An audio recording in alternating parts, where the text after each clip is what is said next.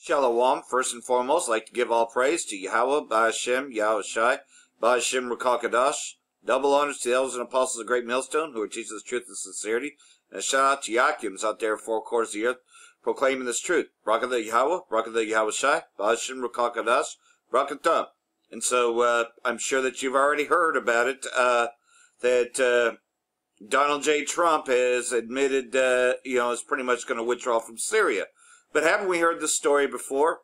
Don't get your hopes up too much, because how many times have they said that they accomplished their goal, and then next thing you know, a false flag happens? Be ready for a false flag to happen, because you already know what the prophecy says about Damascus, that it'll cease from being a city, becoming a ruinous heap. So don't think for 1 second that they're giving up on Syria. But let's just go ahead and take a look at this news clip and break it down a bit. Joshua Landis, he's on the line tonight. He's the director of the Center of Middle East Studies at the University of Oklahoma. 24 hours ago, I was talking to you about something completely different, but I'm keen to get your views on this one.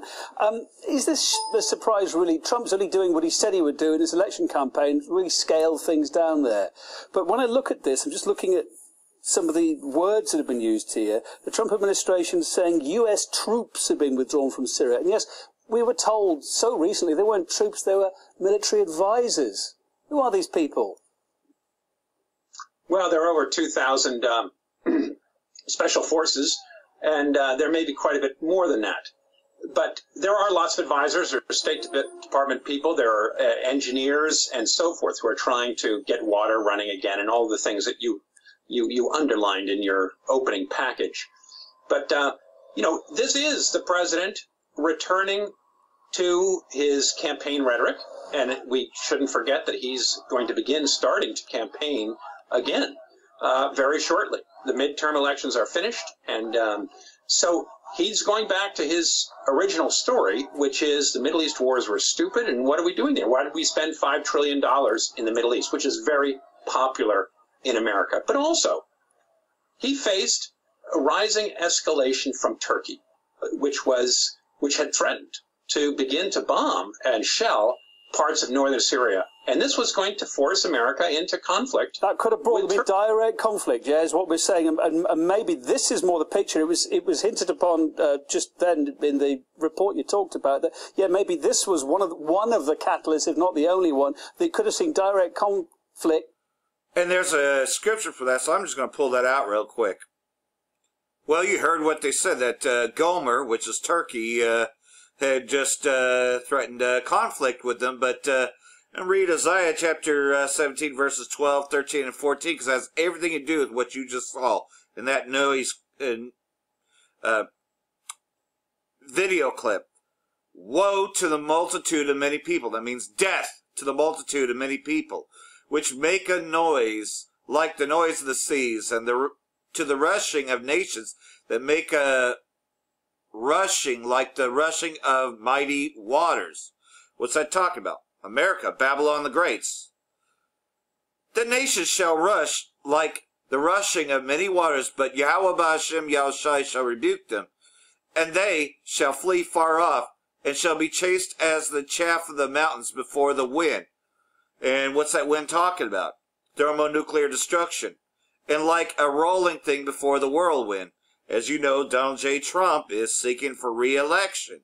To give people the belief that, oh, there's peace in Syria, there's peace in the Middle East.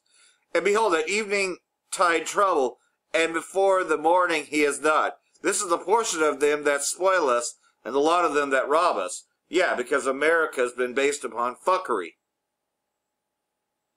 And here's more about Gomer, how they had chased them off.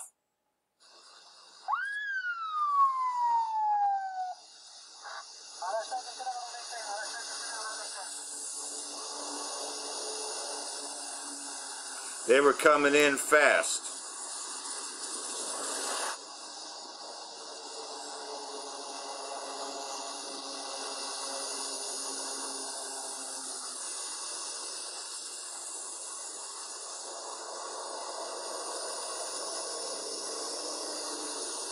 And you thought Jade Helm was big.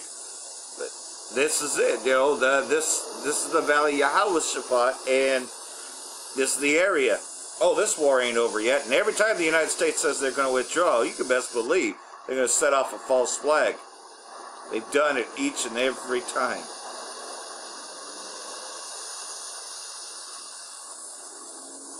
Because you watch, Amalek will say, oh no, that's a bad idea, and then Trump will start kissing their ass. And here's more on this from the last American vagabond, whom I learned about from Brother Malcolm, watching his videos, and he has some really interesting information. I like to find information through him, because he's pretty accurate. Mission accomplished. It's all over. We win. It's been announced. We won. We're pulling out of Syria. Game over. How many times have we heard this? This is such a humorous thing to see over and over and over. Not just because they've announced this before, but just because of all of the contradicting things that have been said and on and on. And we'll definitely get to that. Don't worry. We also have news about Trump on record saying that what they're doing in Syria and the Middle East in general is because of Israel. That's his own quote, by the way, and we'll get to that, as well as some other things about Yemen and on, but I want to begin today with something, the overarching point today, at least in one regard, and with everything we're going to get into in general, is the idea of being suppressed in independent media specifically, but largely for things we're talking about in regard to stuff like Yemen, but also about Israel, about BDS, boycott, divestment, sanctions, and these topics that are being aggressively shut down. And even discussing them in an intellectual way with an open mind, you get called a Jew hater. People asking, are you a Muslim? Being blinded by the mainstream propaganda. They're not even the real Jews. Muslim somehow makes you goddamn gutter rats. That's their problem, that they can't stand back and acknowledge how they're being propagandized. But to begin with, and I know this is something that people tend to say makes them think that, sorry, I forgot to hit my, my ping button for everybody on the Wire app. There we go. And I know everybody thinks that saying something about, how we're being suppressed and censored makes you look crazy, and maybe it does. Maybe that's all the point is why they do it. But I think anyone that can't acknowledge that content on YouTube and Twitter and Facebook and anywhere else in the massive propagandized, control mechanism is not being controlled to some degree are just lying to themselves, because they've said it themselves numerous times about, fighting fake news or whatever their, context is around the whole thing. And we know their mainstream is the fake news. Because they don't agree with what people are saying. And obviously the last one we're talking about is in regard to Israel, and I think that's a huge part of all of this, as I think most of you can agree with. Now, first off, I want to show you what I'm talking about. And this is something that I think is very important as it relates to just the show. Just very quickly, a brief overrun. Famine of the word is coming, though. This is something that happens on a regular basis. You can't even talk about them goddamn gutter rats. And it, as always, could just be a glitch, but it's important to point out. So, as you can see here, on the first example, that what we're looking at here is a comment from somebody that says, FYI, I just tried to share your post about the teacher getting fired for the failure of support Israel, and this video being shared, basically saying it goes to the wrong video. I tried to post it again, but it goes to the wrong video. This is very strange. To which I replied saying, well, as I just talked about TLAB R&R, what you're posting is the correct video. If you click the link, it takes you to the right video. What you're seeing is the wrong image and the wrong title, and on and on.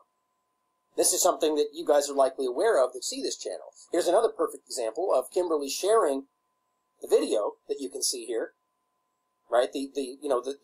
Apparently it looks like Yemen now under attack. Oh, that's yesterday's video. That's weird, but when you click on it, oh, look, it says teacher fired for refusing oath. Weird how that works.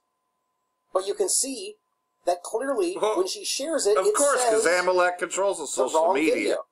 So, pretty much, though, and that's why we don't even get on Twitter and social media. I mean, I do have backdoors to Twitter, but, as well as I do, that they'll take that down. I've had it taken down before, and, pretty much all of that, and you know that the gutter rats run everything.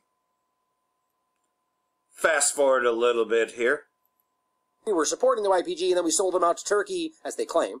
And now we're supporting the SDF, but now we're going to leave the SDF to hang and dry and let them, it's really about chess pieces on a grand board of manipulation. And so you can see that these people are upset. Now, if you believe this report, the SDF is pretty much saying, yeah, they're stabbing us in the back, they're leaving us high and dry. But that may not be the case. This could be part of the manipulation as well.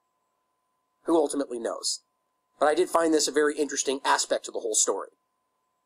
Now, the part that I found very interesting and wildly, wildly relevant to what we're talking about today, and maybe another reason why all these videos get censored, is when we talk about Israel's very obvious, clear involvement here. But just saying Israel is anti-Semitic, how dare you? You must be a Jew hater because you talk about how Israel's policies and their politics, Zionist politics, are hurting people. Shh, you can't talk about that. We are the real Jews. And an article coming from Mid-Press News that I think is just so perfect to all of this, especially knowing that they were told ahead of time in regard to Syria, Trump admits, in his own words, his Middle East policy is guided by Israel, not American interests. You know, America first, apparently. No, it's Israel first. America first doesn't play into this. And it's even, this is what I find very interesting. At least their flocks shall draw them out. These blind Trump supporters who will continue to stress that this is some grand 40 plan. Well, I can't wait to see how this all plays out. The end goal, what, you know, is a decade from now? When are we going to see this turn into actually supporting and seeking out the interest of Americans? These people would say, oh, well, you're going to believe what Trump says to the media? He's just saying this to trick everybody. Yeah, exactly. And that's just it, though. These devils, they have a lying tongue. You know as well as I do that these are not the real Jews, that these are the gutter rats. And so, you know, like everything else, though, these imposters, you know, pretty much now it's well known who the real Jews are. And they have nothing to stand on. They can't even stand on Christianity, because that's been exposed too. For that, I want to say, Bracha the Yahweh, Bracha the Yahweh Shai, Bashim Kakadash, Bracha Thumb. Death to America, death to the 2/3.